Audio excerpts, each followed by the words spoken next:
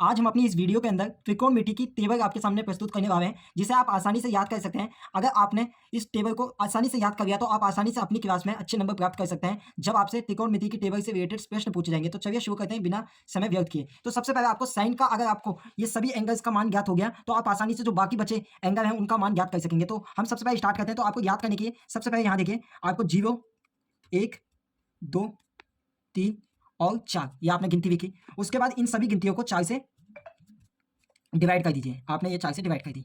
उसके बाद जो कट रहा है उसे काट दीजिए। जैसे ये यहाँ से कट रहा है, इसको आपने काट दिया, ये यहाँ से सिंपली कट गया, यहाँ पे एक ही आ गया। उसके बाद जो भी संख्या है, जो बची हुई संख्या है, उन सभी को अंडर रूट में ले आइए। यहाँ पे आपने इन सभी संख्याओं को अंडर रूट में लेके आ गए।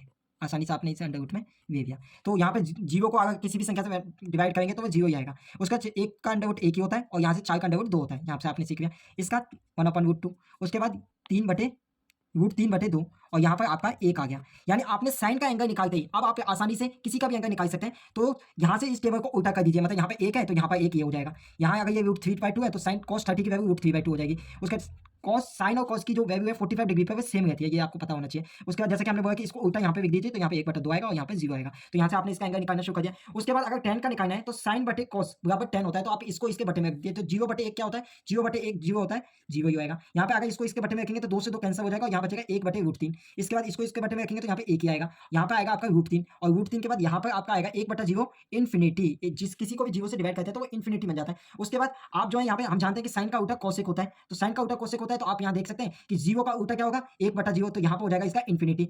1/2 का उल्टा क्या होता है? 2। इसी प्रकार से √1/√2 का उल्टा क्या होगा? √2।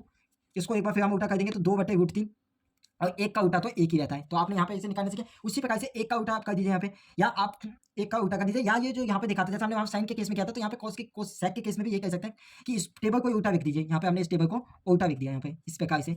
तो आपने देखा कि किसने आसान तरीके से हमने लगभग सभी एंगल्स का मान ज्ञात कर दिया है। और आखिर में कॉट का अगर आपको ज्ञात करना है तो कॉट को हम पता है कि tan का उल्टा होता है कॉट। तो आप चाहें तो ये जो यहाँ पे टेबल दिख रही है इसको यहाँ पे उल्टा लिख सकते हैं tan की, या आप निकाल भी सकते हैं। ये बहुत सिंपल है, इसमें ज़्यादा परेशानी आपको होनी नहीं चाहिए। तो हमने आपको सिखाया कि किस तरीके से आप जो है ट्रिग्नोमेट्री की टेबल अच्छी तरीके से याद कर सकते हैं। अगर आपको ये बनाने आ गई और किस तरीके से आपको सभी एंगल याद हो गए तो आप किसी भी प्रकार का प्रश्न सॉल्व कर सकते हैं जो आपकी परीक्षा में पूछे जाते हैं। फिलहाल इस वीडियो में इतना ही। बहुत बहुत धन्यवाद।